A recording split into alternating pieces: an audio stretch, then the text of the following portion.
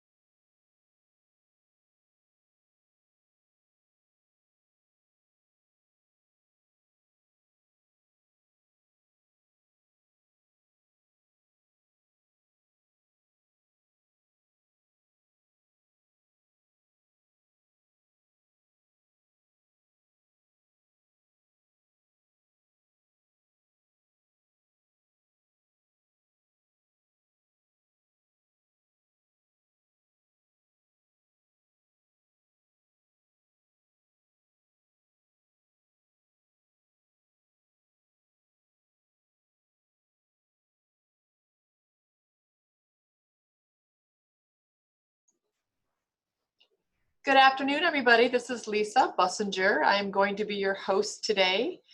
It is just about noon. Actually just turned noon.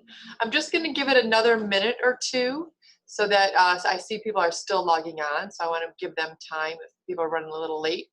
We're trying to get their lunch in as well. So be patient and I'll be right back.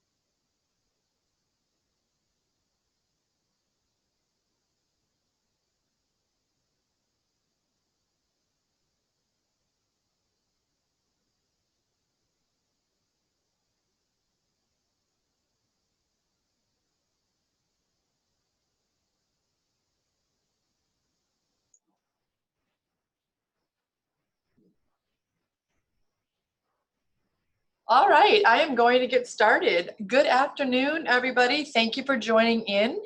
My name is Lisa Bussinger. I am president, founder, owner of Bussinger Financial Group. We have a very large team here that works with us, helping individuals prepare and plan for retirement. And we've really been seeing a lot of our clients now bring in their children, so we also have the ability to help younger people as well with all sorts of planning so that everybody can get on a good path as far as investing and protecting and planning goes for their family and future. So a little bit about me. As you can see here on the screen, there is my bio, which I will get involved as we move along. I am a duly licensed independent insurance company and investment advisory firm. I'm going to talk a little bit about that as I get into when we talk about planning. Before I get started, I want to share with you my story so you know a little bit about my background and why I do what I do every day for the last 20 plus years. When I was 26 years old, my father was 60 years old and he was diagnosed with Alzheimer's disease. He was never sick a day in his life. He owned his own construction company here in the northwest suburbs of Chicago and thought he'd work forever. He was never sick again a day in his life. And you could imagine when my mother and us children were told my father had Alzheimer's disease. My mother was 58, so she was 2 years younger. She never had a career and she raised 5 children. The one thing my father never did plan for was retiring. So when he got diagnosed with Alzheimer's, I remember sitting down with that doctor and that doctor kind of mapping out the progression of that disease. And it went like clockwork. He lost the ability to work. He lost the ability to write a check. He lost the ability to even know his children or his grandchildren's names. He spent the last 10 months of his life in a nursing home, and he's lived in that nursing home for 7 months. Or I'm sorry, it was about 10 months.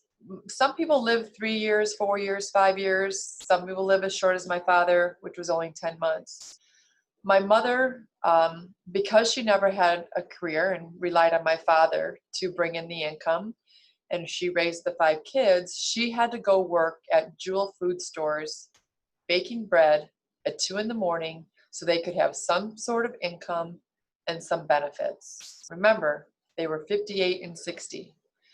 When my father passed away, there was one thing he did plan for, and that was something he had a life insurance policy on himself. So when he passed away, that passed on tax-free to my mom, and she was able to buy her home paid for with cash.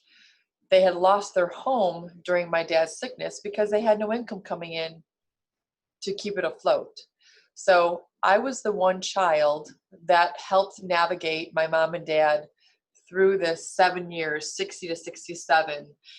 He had to go into respite care, then we had to do nursing home. Then it was just a lot of things that I learned that my parents had no idea how to plan for. So I decided once my father passed away and we got my mother taken care of, that everybody out there should have a plan for something that should happen like it did to my family. I knew some people in the insurance business, and so I started meeting with them, and then I ended up getting my license, and I started meeting with individual families one by one and just going through their plan, what their risks are, and do we want to protect anything, or how are we going to pay for that if that should occur. So now we fast forward 22 plus years, I'm fully licensed. So not only am I protecting people's investments and assets from stock market volatility to healthcare crisis, but we're also able to bring them phenomenal growth managers for their investment side, their risk side. We'll talk a little bit about that when I get into the fundamentals and foundations of financial planning. So that's just to give you a little bit of story on why I do what I do and why I've been doing that for 22 plus years now. We get into the next screen. This is my disclosure. I'll give you a minute here if you'd like to read it, but in sum, we are not going to be able to give you any financial advice today. Today is a very high level. I'm going to go over concepts that each and every person should be thinking of no matter what age they are, so that they can have a sound investment plan and they can have a really nice retirement And if there's any other aspects that we can be advisors of, we do have a CFP on staff. We work very closely with CPAs and attorneys. So we have a full team because we are comprehensive wealth management. So a little bit about today, what to expect. You're going to have an opportunity to ask questions. You'll see in the very lower of your screen, there's a Q&A box. You can click on that and ask any question that you would like during this presentation. If I don't answer it promptly, I will get to it at the very end because I do have about 10 hours of information that I'm going to cram into this next hour. And I want to be on time because I know some of you are on your lunch break. And so I'm going to go very high level, but you all can ask me any question anytime, and we'll make sure to get those answers to you as soon as possible, but it may not be until the end of the webinar. I'm also, as we go forward, going to take a poll so you can give me some feedback. And then you'll also have the availability at the very end when you log off to schedule a consultation. We always offer a free consultation, no cost to you. It's a conversation. You can ask us anything that you'd like that may be concerning you that you aren't sure of. So we offer that, and I will go over that in full detail as we get to the end of the seminar as well. Typically we do these live, but because of COVID, we are doing Zooms this year. So, and it's actually working out very well, and we are happy that our clients and you new potential prospects are welcoming this new technology that we've all had to come accustomed to. So what I want to talk about is a few of the changes that happened when COVID struck us and things changed here in March of 2020. The government gave you a tax filing delay, so you could wait until July to file your taxes. So now that we are into the end of September, most people should have already done their tax returns for 2019. You had that extension. You also had the availability to contribute to your IRAs extended past April 15th. You had all the way till July 15th. For 2020 IRA contributions, you can still fund those up all the way until April 15th of 2021. That has not changed. That is normal. Withdrawals from IRAs, if you are under 59 and a half, there would not be a 10% IRS penalty for 2020 if you had to take a withdrawal from your IRA due to loss of job, sickness, or something, and you wouldn't get incurred that normal 10% penalty, but it had to be COVID related. Loss of job, sickness, something like that. Also required minimum distributions for RMDs for those that were over 70.5 had the ability to not take it this year. Some of my clients didn't need the RMD, didn't need the income. We talked to every client, we walked them through their options, but you do have this year to delay it. So if you are on this webinar and you were 70.5 or over, again, you still have time that you do not need to take your RMD for 2020. I'm not advising you not to take it. It would be a one-on-one conversation to give you some good advice about that. There was also an extension on the rollover rule, which is normally a 60-day IRA rollover, which means if you take money out of the IRA, you have 60 days to get it back in without paying any tax. This year, because of COVID, they've extended that to 3 years. As long as you put the withdrawal back into your IRA in the next 3 years, no tax will be owed on your IRA withdrawal. The maximum you can take out was $100,000. So those are some of the financial changes that happened due to COVID. The next thing I'm going to talk about as we get into retirement, just basics, how the world of retirement has changed. Prior to, maybe if you think about your parents, they probably really didn't think about it too much. People work till 62, 65. My in-laws retired earlier. They retired at 55. Today, we have to think about it a little bit more because we are planning for ourselves. So if we look at maybe our parents, our grandparents' retirement, they worked for an employer probably for 30 plus years. They earned a pension through employers' contributions. They also earned Social Security, saved additional money to supplement this pension and Social Security. But today it's very different. People are working for multiple employers, so they have several different tax-deferred, maybe 401ks or 403bs over scattered around because they switch companies and they just kind of leave it there and keep it invested the way it is. Entitled to little or no pensions. Pensions are going to the wayside.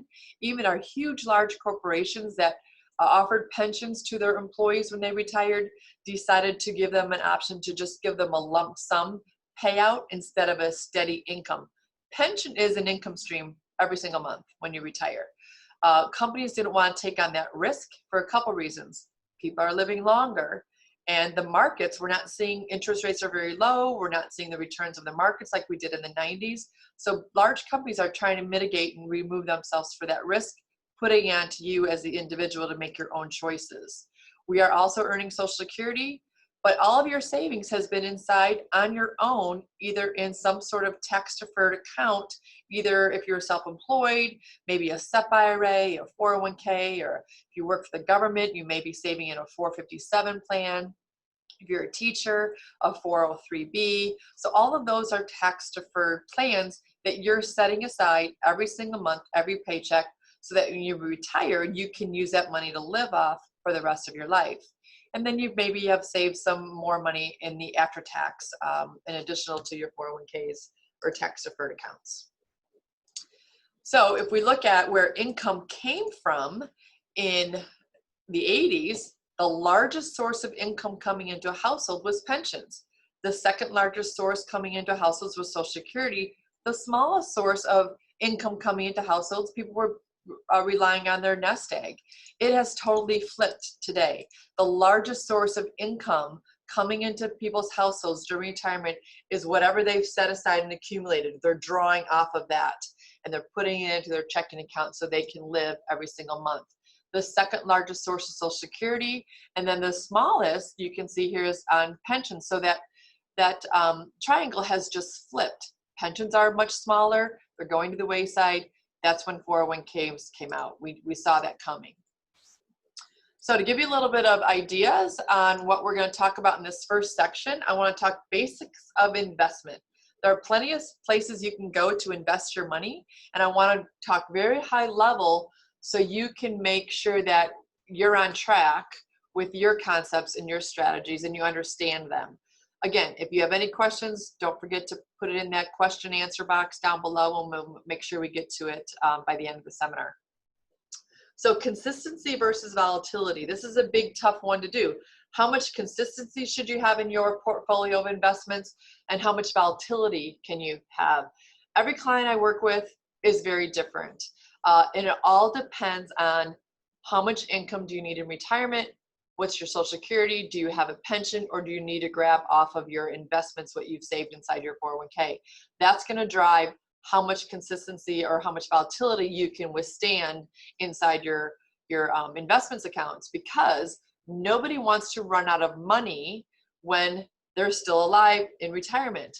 The number one concern people have as they go into retirement is, did I save enough? Will I be able to generate enough monthly income for the lifestyle I want to lead? So that gets you into understanding how to invest, consistency versus volatility. So let's say if we all started with $100,000 and I was to offer you a 20% average rate of return or an 8% average rate of return. I've done this presentation many times live, and half the room will always raise their hand or more. They want a 20% average rate of return. And then the more conservative people say, you know what, I'm fine with 8. The reason why that people gear towards more than 20% is why it sounds better, right? They think they're going to make more money. So let's just look at math. So if you start out with $100,000 and in year one, we have a 2008 crisis, let's say, or we can even go back to 2001, 2002, and you lose 50% of your $100,000 because of something outside your control, market volatility. Your $100,000 is now $50,000. Can that happen inside your investment accounts? Absolutely. I've seen it in my 22 years a couple of times. Year two, what if we saw a big rebound return and we saw 90% growth? Now that 90% is only compounded off your $50,000. So your $100,000 lost 50, rebounds 90, you still only have $95,000. But if we do the math equation, negative 50% plus 90% divided by a 2-year average, your average rate of return is 20%. But you're still lower than where you started, but 20% sounded good. Now that's a volatile investment, right? To lose 50% means you've got a lot of aggressiveness in that portfolio. If we go to an 8% average rate of return, which means we're just minimizing the risk, we're clipping in those wings and not taking on so much risk. So instead of having a negative 50% year, that same 100 just earns a modest 2%. Our $100,000 now grows to $102,000. And in year 2, instead of seeing that large rebound of 90%, we only see a modest 14%. Your 102 is now 116,000. We do that math again. You take plus 2 plus your positive 14 divided by 2 years. Your average rate of return is now 8%. So now if I was to ask you a show of hands, what would you prefer? Most people say, okay, I get it. I'd like the 8% because I need more consistency, especially if I'm not saving anymore or if I am retired. So this is called, something you've all heard of, is called diversification. The problem for you is, well, how do I diversify? Where do I go? What investment products are out there? How do I make sure I have some consistency, but I want some volatility for more growth? So let's take a look at how we do it here. We're a little different. We have a trained eye to understand investments which are protected and investments which are at risk. Protected to me, and it should mean the same to you, means you cannot lose. It is protected. At risk means it can go up, it can go down, outside of your control. So let's say we drew a line and we said, okay, if I want assets that are protected, where can I go? Well, you can go to the banks, credit unions. Inside the banks or credit unions, they provide you checking, savings accounts, and certificates of deposits. Right now, you might be able to get 1.5% on a CD, depending on the length of term, meaning number of years or number of months. The other place you can go to is insurance companies. Insurance companies offer something called annuities or cash value life insurance. These accounts are protected against the market. Again, not every vehicle or investment choice we're talking about today is perfect. They all have pros and cons. For example, if we sit in a checking account, what's the downside? Downside is we don't earn any money, right? There's no interest today sitting in a checking or savings account. What's the upside?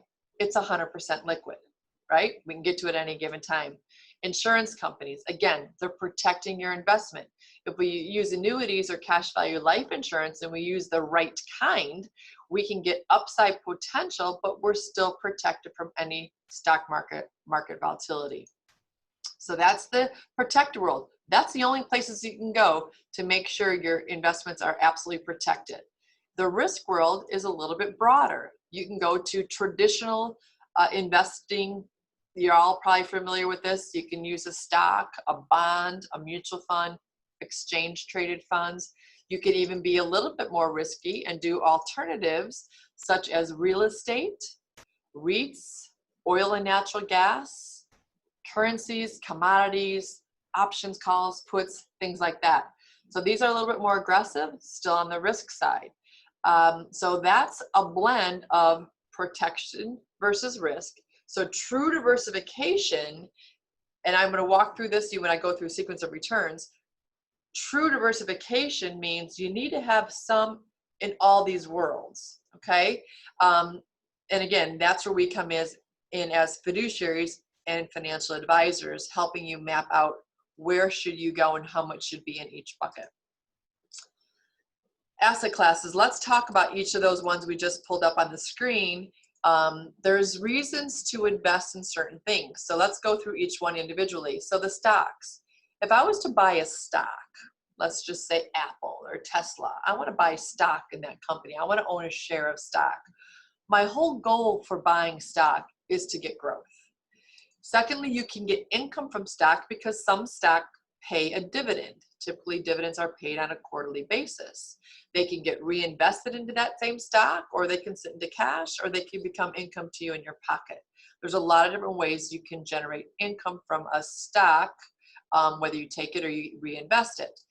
They're liquid because if you buy a stock today, you could sell it tomorrow. So there's no restrictions or anything like that. As long as it's a publicly traded stock, it's fully liquid.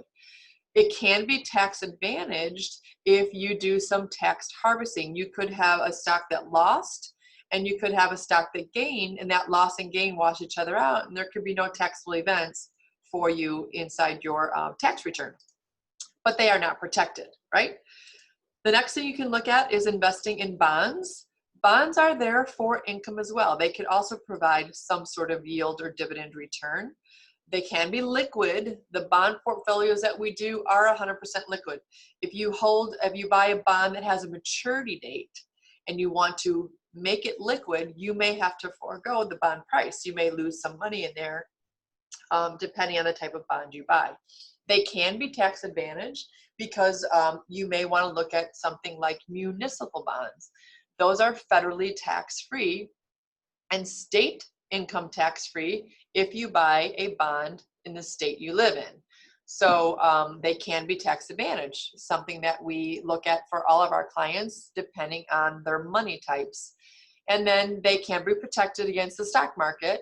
Bonds still have risk to them, but they are not like the stock market risk.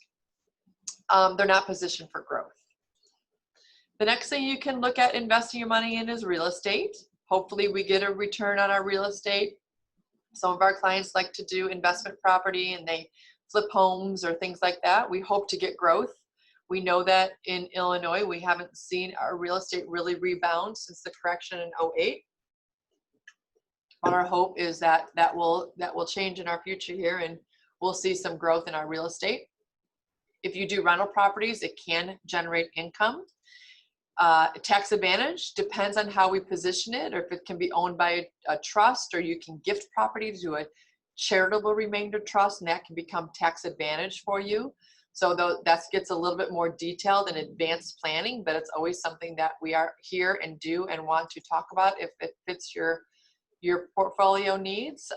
Is real estate liquid? No, you have to find a buyer, and that could sometimes take time. And it's not protected, we know that. Annuities are positioned, if you use the right ones, they're positioned for growth. We always want to make sure that we get growth in an annuity. They are also positioned for income. The biggest feature of an annuity is lifetime income options, making sure you use the right one.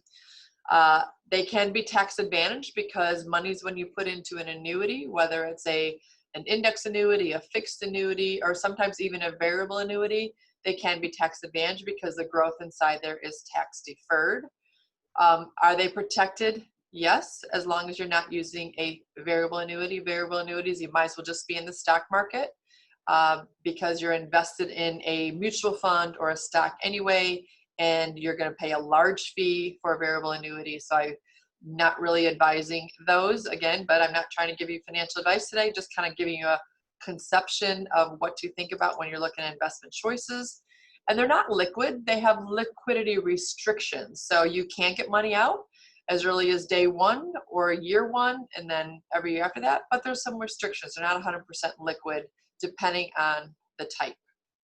CDs, they are protected. You know that from the market. You get a reasonable rate of return, or under a reasonable rate of return. You're getting about 1 to 2% maybe. They're not positioned for growth. It's just a safe money holding place. And they're not there to generate income. They're not liquid. You got to hold it to maturity or there's a penalty. And they're not tax advantage at all. The year you earn the interest on that CD, you pay tax on that interest. Cash value life insurance is one missed investment tool. People look at it as just a death benefit, but it can really be used as a cash accumulation for tax-free income later. So we use a lot of that because we are insurance licensed. We can bring that value to our clients. And again, it's depending, everybody's different. So we want to take a look at your age and look at your health to see if that would be a good option for you to start saving and setting aside versus everything being taxable or tax deferred. It's the one investment option inside our tax laws that are still tax-free. You can generate tax-free income.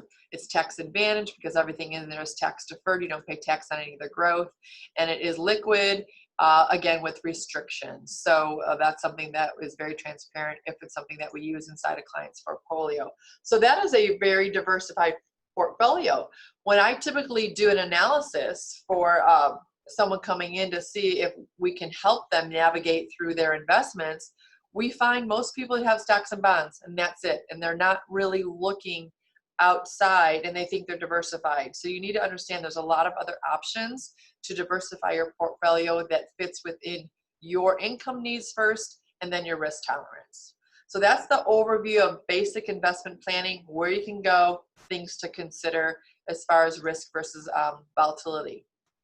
Tax planning, why I want to bring this up is because I believe we may see taxes increase in the future. As much as I hate to want to believe it or hear it, I think it's inevitable based on what has been happening, especially this year with the trillions of dollars being put into the economy to keep small businesses afloat. But let's take a look at the history of taxes before we talk about ways to make a tax plan for your own personal investment strategy.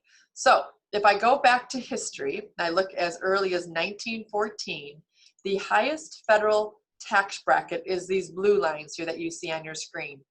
In 1914, we had $2.9 billion of debt in the federal government, and our highest tax bracket was 7%.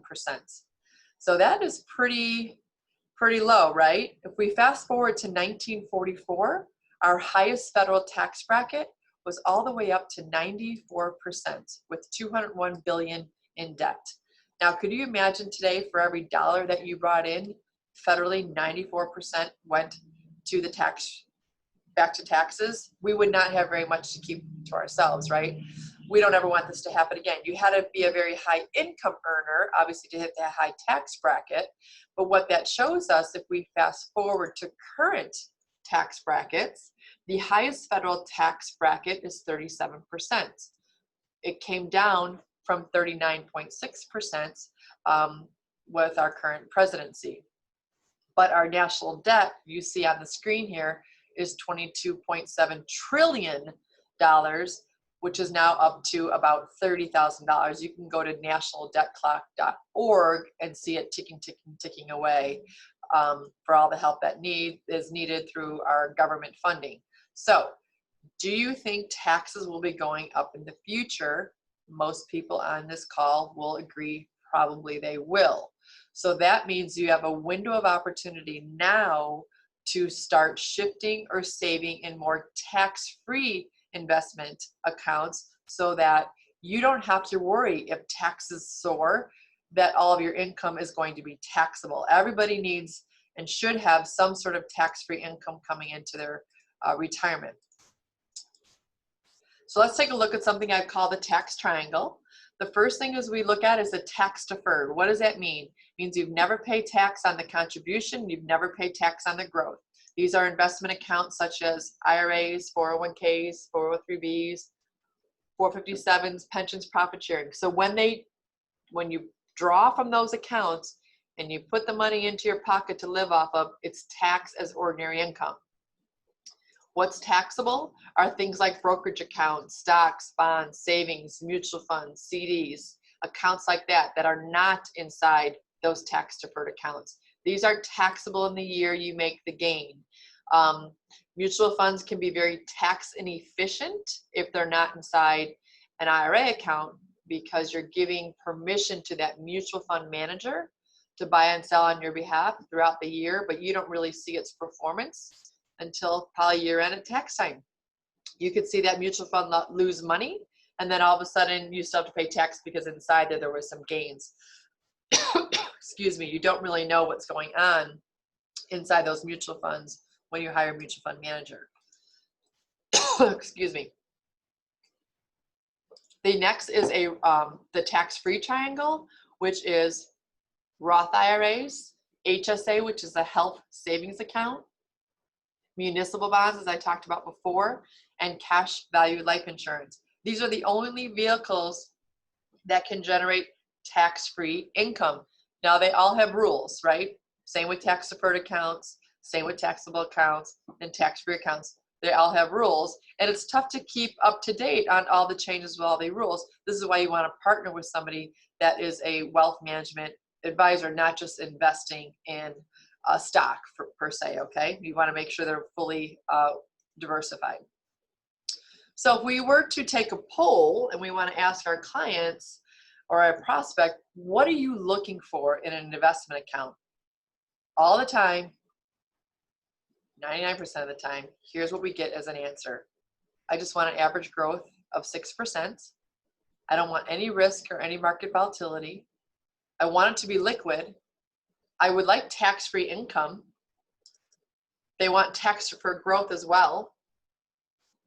They want it to cover long-term care should they get sick, and they want to leave a legacy.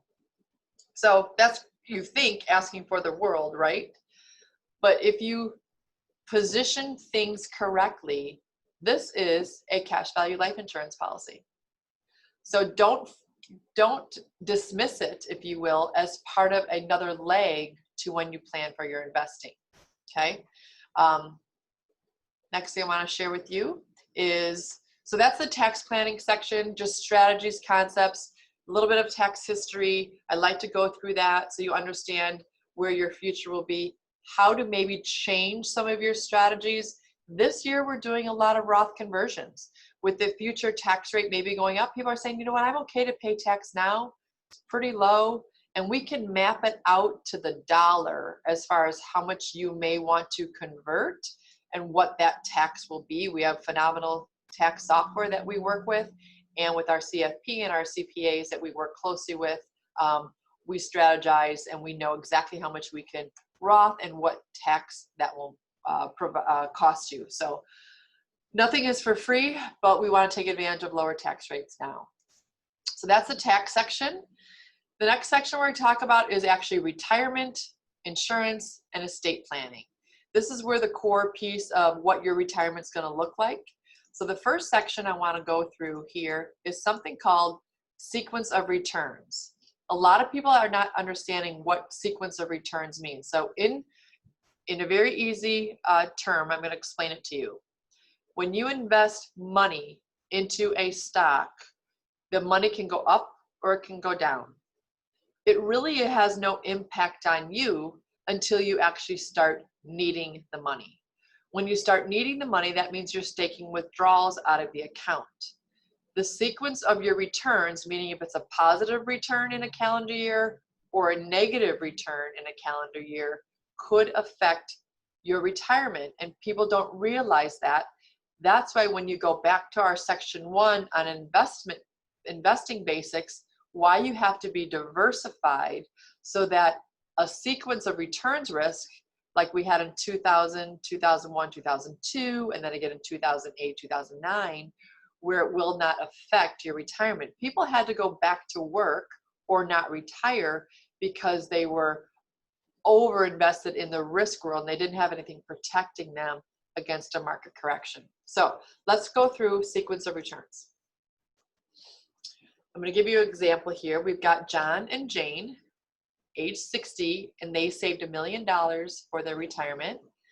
They need annual withdrawals from that $1 million of $50,000 a year with a 3.5% inflation increase. So they're factoring in that they need a 3.5% raise every year. So that $50,000 continues to be a higher withdrawal. Now, if we look at the math on that, that's a 5% withdrawal rate off the $1 million.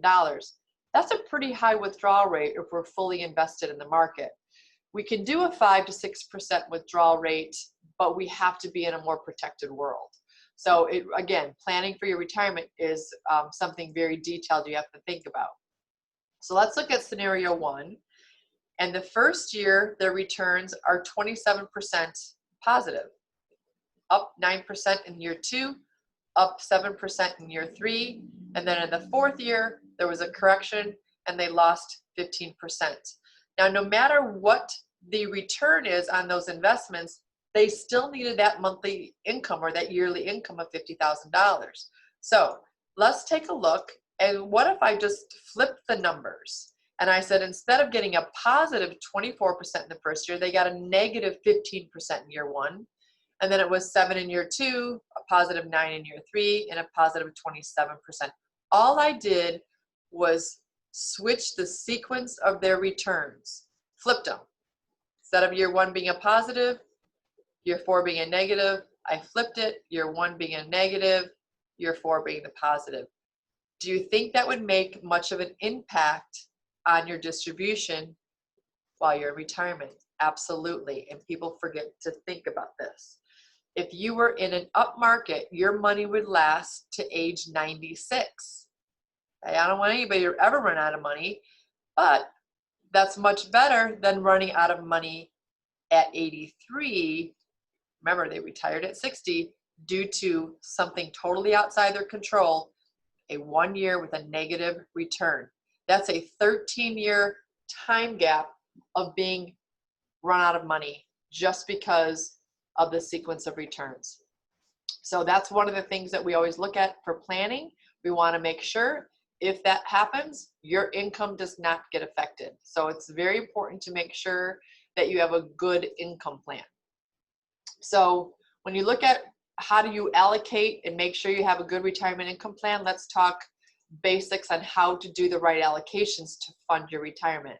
If you just have investments, stocks, bonds, mutual funds, and they're diversified, they're just some assets, but they're not really generated to provide you a systematic monthly income, then you have sequence of returns risk, like I just showed you. You have withdrawal rate risk, like I talked about. You have inflation risk. You might not be able to take out as much that you need. You have market exposure and volatility, and you have longevity risk, as I just showed you on that chart prior. If you set up your portfolio so some of your funds are set up for income, then you don't have any sequence of returns risk. We want to make sure the income is guaranteed for life. There's no volatility to it. That means there's no withdrawal rate risk. You can still get that 5 or 6%, whatever rate it is that you need. No inflation risk, no market exposure and volatility, and no longevity risk because the income will last as long as you live. So what are those sources of income? Social Security income. One thing to know about Social Security is when you elect it, you can elect it as early as age 62, and you can defer it as late as age 70. The earlier you take it, the lower your Social Security income will be. If you wait till 70, the higher your Social Security income will be. The median age for people on this call is probably 66 or 67 to be your full retirement age and benefits. So Social Security income, once you turn that on, you don't get a redo, you can't change your mind. That paycheck will come into your checking account every single month as long as you live. If you are married, you need to understand you may both have your own Social Security. If one of you passes away, you only keep one. You keep the larger of the two Social Security benefits. I'm going to give you an example. My husband's father just passed away 2 weeks ago. Retired at 55, lived at age 90. He had Social Security and a pension. My mother-in-law has Social Security. She will lose her Social Security because it was smaller than her husband's, my father-in-law. She will keep his, but he did not select a survivorship on his pension account, so she's also going to lose his pension. So her income dropped dramatically because of her spouse passing away. Pension income, again, it's there as long as you live. If you select it where it has a survivorship to a surviving spouse, you'll get a little less income now, but it will pass on should you pass away earlier than your surviving spouse. But it should be there for as long as you live.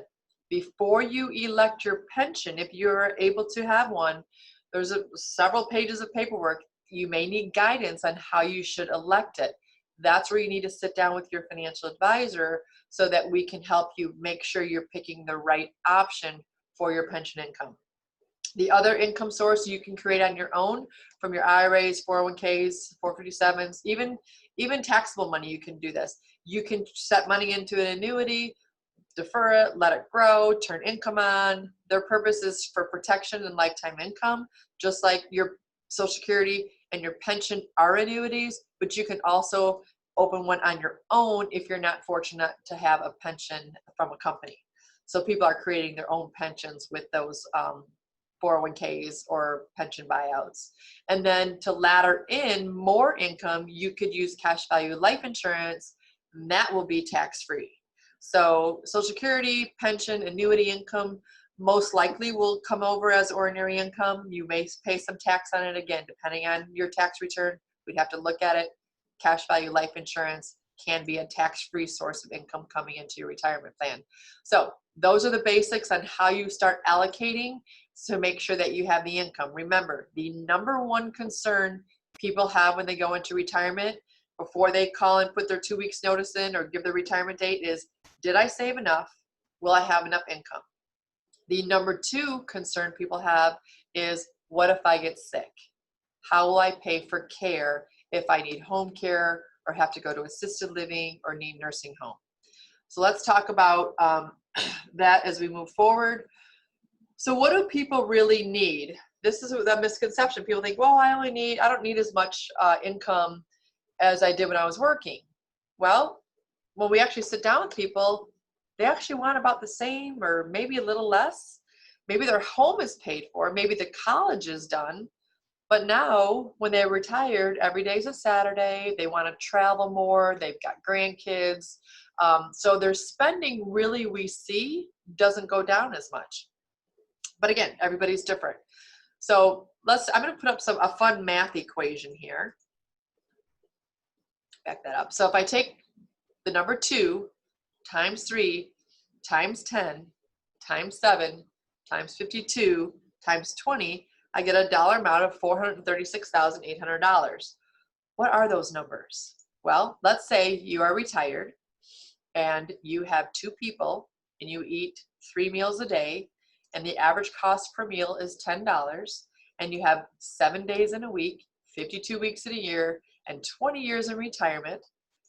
You need $436,800 just to feed yourself, the both of you. So people do need to have money set aside. Now, again, this is just a fun math problem. When we actually sit down with clients, we have them do a budget sheet so we can really fine tune how much income and what lifestyle do they want, how much vacation money do they need, things like that. So you have to have a plan. The next thing I'm going to share with you is a few of the changes that happened in January of 2020. So January 1 of 2020, the Secure Act was launched, and that brought some changes into retirement and IRAs. And here, I'm going to go through a couple of those. People forgot about this because then COVID hit 2 months later, and then we had all those other rules that happened because of that.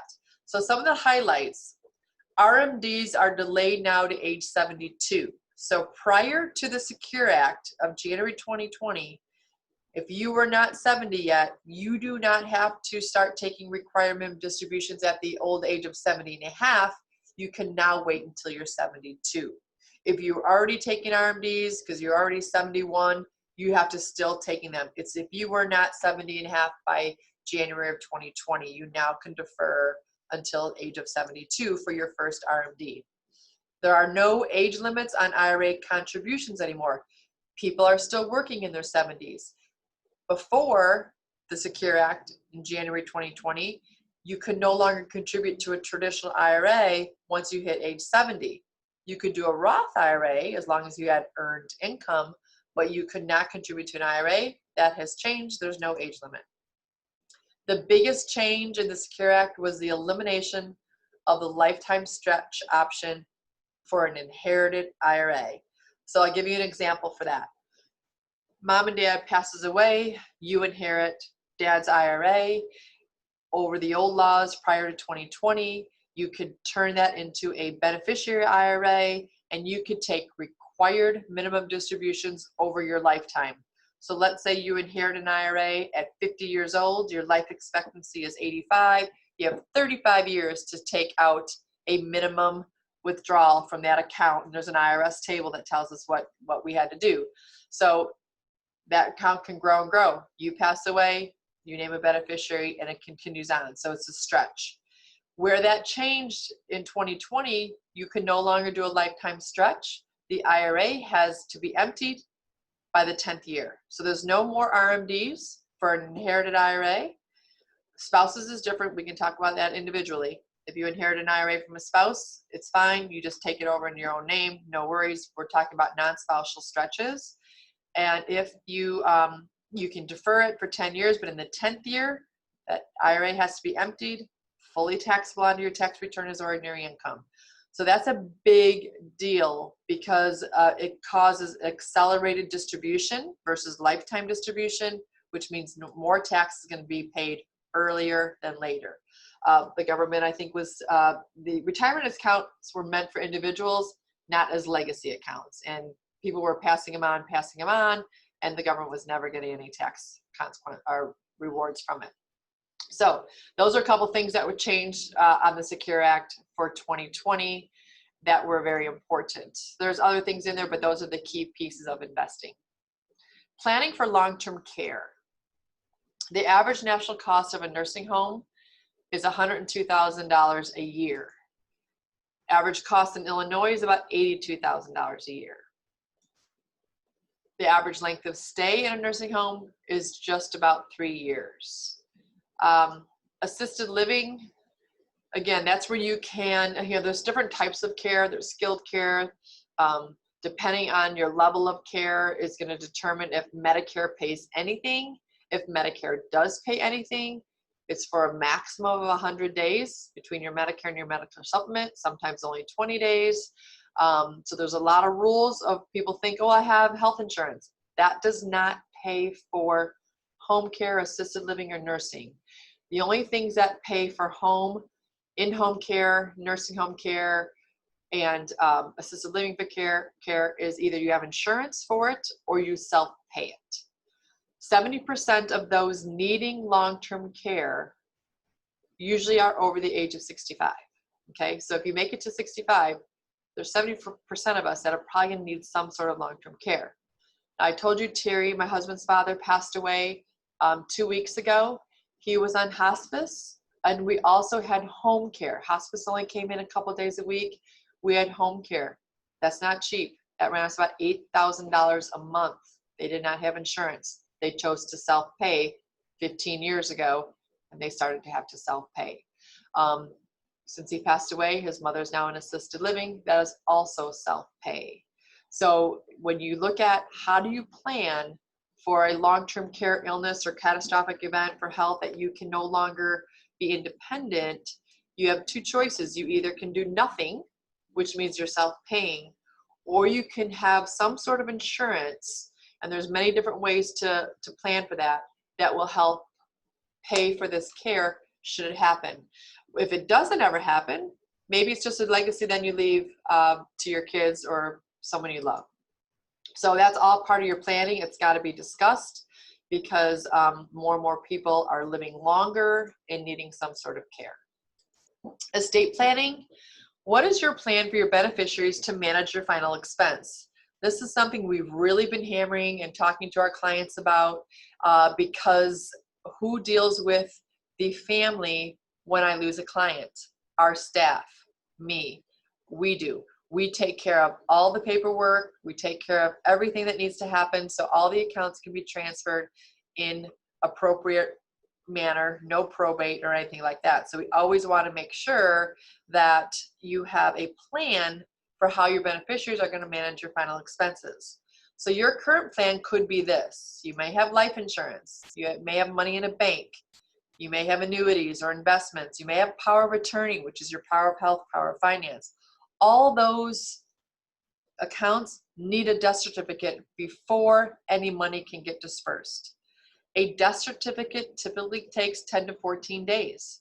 Once you get that death certificate, you then have to go to each custodian, the life insurance company, the bank, the annuity company, your brokerage firm, and fill out claims paperwork. That could take another 30 to 60 days. Sometimes people don't see the money that was left to them for 3 to 6 months, okay? So it takes time, and it's not usually the first thing on a beneficiary child's mind when they lose a parent or a grandparent is, okay, we gotta get the money. They want to mourn and deal with the celebration of that one's life. So what's an alternative is something called a single premium paid up life insurance policy. So you use money you already have. There's no need to come up with any additional funds. The typical case usually to cost to either it's cremation or burial, let's just say on average $10,000 to $25,000. Really depends on each household. How much do you want to make sure that your beneficiaries have liquid in their hands without a death certificate? We can get that done for you. The death benefit grows tax deferred and is paid within 24 to 48 hours. No health questions. It issues up to age 99. Maximum allowable amount to purchase is $100,000 per person. So you can't put a lot of money into this account. It's just the money that you want to make sure is accessible immediately to your beneficiaries without the time of death certificate wait and claims filing paperwork. So very simple solution, and it's a simple 4-page app. There's no underwriting.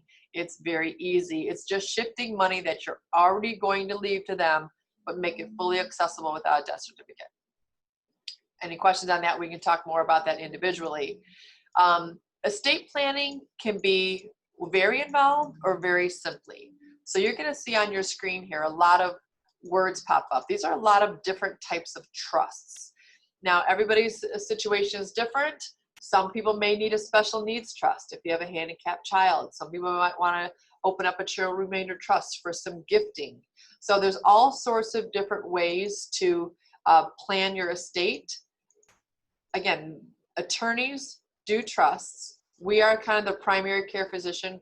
We will guide you and say, okay, that you need to go see an attorney. They write the legal documents. We are just the primary overseer and guide you where you need to go or give you some ideas or recommendations. And again, we are not attorneys, but we know enough to know when we need to bring them in. If I can be very simple for estate planning, here's a few things you might want to write down. Make sure your beneficiaries are up to date and named on every single account, investment, insurance that you have. Name a beneficiary. Even at your banks, old life insurance policies, old 401ks, name those beneficiaries. If you do have old 401ks, get those to your own individual retirement account. They're inherited much better being away from an old 401k. So if you have straggler 401ks, you can give us a call. We can help you get that set up appropriately so you're not leaving trouble for the beneficiaries. So you want to make sure you name your beneficiaries. And I want you all to have a power of health and power of finance. We never know what tomorrow will bring.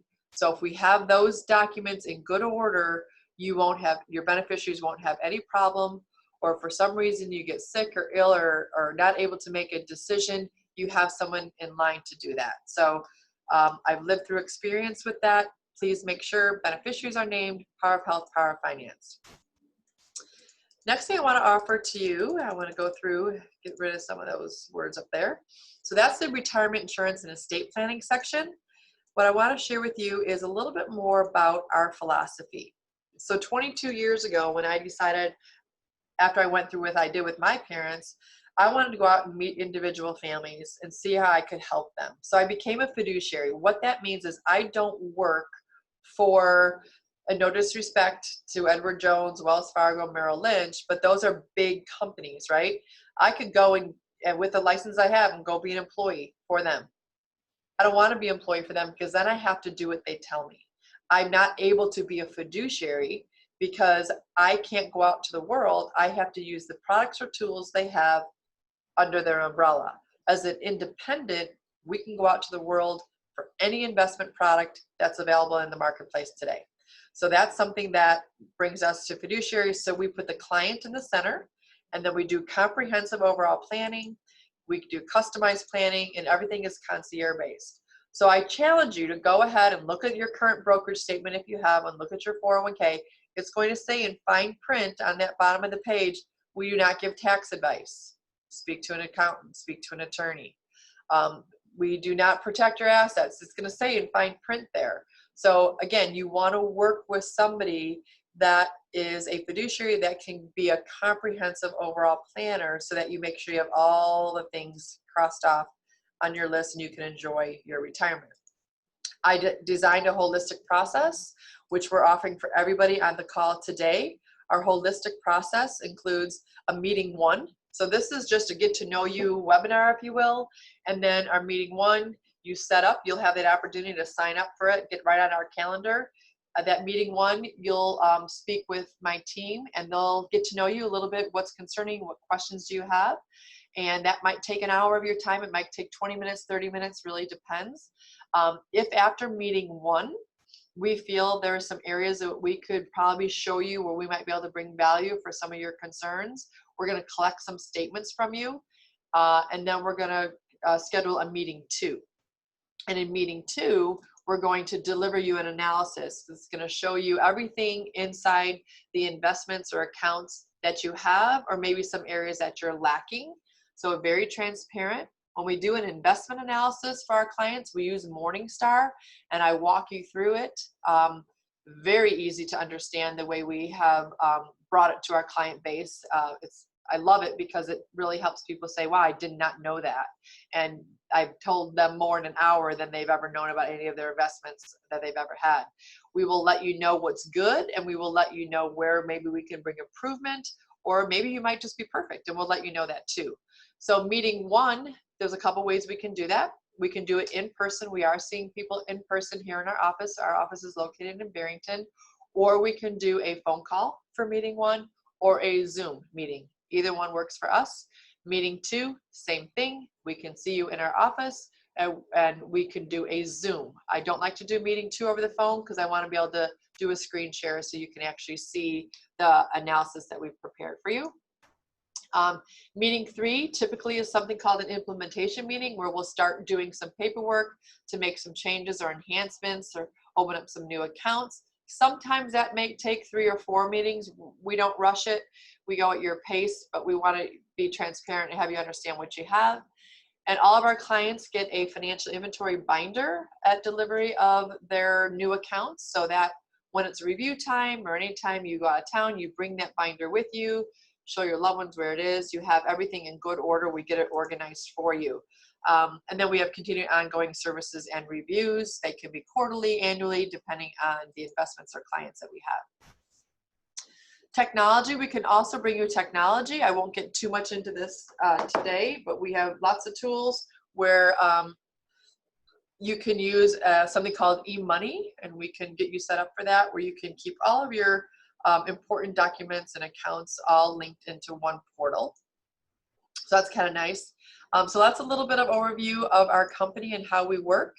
What we're offering today for those on the webinar here is an investment analysis. That's going to show us the risk you have, the returns you get, and the fees inside your current investments.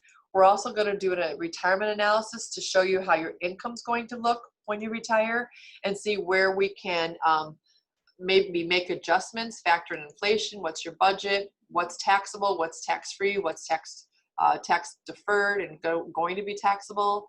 We're also going to do a tax diversification analysis. We're going to show you your investments and how they're broken down, and see if there's any way we could be more, give you some better strategies. So that's something that we'll also do and offer to you.